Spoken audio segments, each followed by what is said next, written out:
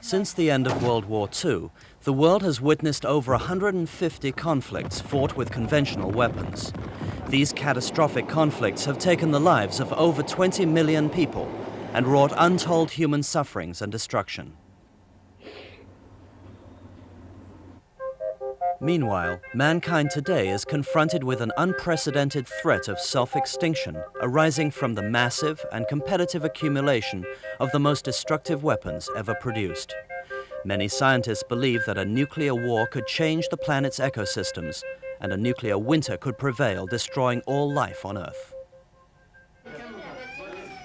In addition, the development and stockpiling of conventional and other weapons of mass destruction has continued on a large scale. Bacteriological, toxic, and chemical weapons are no less dangerous to mankind than nuclear weapons.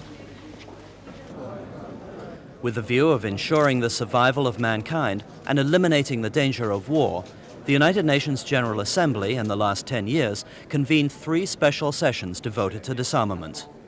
In June 1988, world leaders converged on the United Nations to make an effort to curb the arms race and reduce military expenditures and arsenals.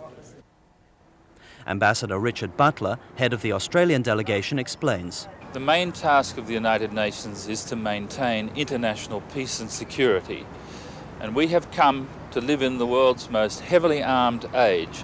Now, it is perfectly clear that the only way that international peace and security can be maintained is by the achievement of global measures of disarmament. And this community, the United Nations community, is the global community. Meanwhile, bilateral initiatives in the field of arms limitation and disarmament by the 2 superpowers is recognized as the threshold for world disarmament. However, multilateral negotiations remain the ideal way to secure international consensus on disarmament matters. The process of disarmament affects the vital security interests of all states. At the UN, world leaders from different regions of the world expressed their views on a wide range of disarmament issues. President Robert Mugabe of Zimbabwe, speaking on behalf of the non-aligned countries. Removing the threat of nuclear catastrophe is not one issue among many, but the most acute and urgent task of the present day. Nobuo Takeshita, Prime Minister of Japan, said, "The Japanese people solemnly pray that nuclear weapons will ultimately be eliminated,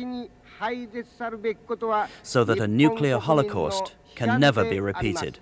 On the quantitative growth of Rajiv Gandhi, Prime Minister of India, the disarmament approach must devise arrangements for controlling the continuous qualitative upgradation of nuclear and conventional weapons. Oskar Fischer, Minister of Foreign Affairs of the German Democratic Republic, said any disarmament requires verification. Everyone, and not only the experts, are agreed about that. Miguel de la Madrid, President of Mexico, stated no one would escape from a nuclear conflagration. There would be neither winners nor losers.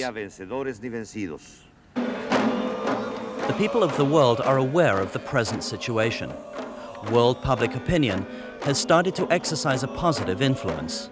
The United Nations, meanwhile, has become a center for public activities calling for disarmament. Public opinion is critical. Look, 6 years ago, nothing was happening in disarmament. The Soviet Union and the United States were not talking to each other. And I was here in New York at the 2nd special session of the General Assembly devoted to disarmament, and a rally was called in Central Park. I attended that rally. It was a rally for disarmament. 1 million people came on their own free will, and they said to the governments of the world, stop this madness of the arms race, get on with doing some disarmament agreements.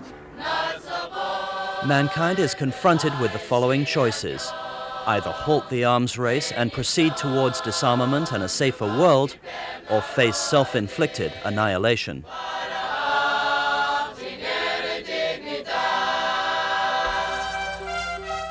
This has been a report from the United Nations.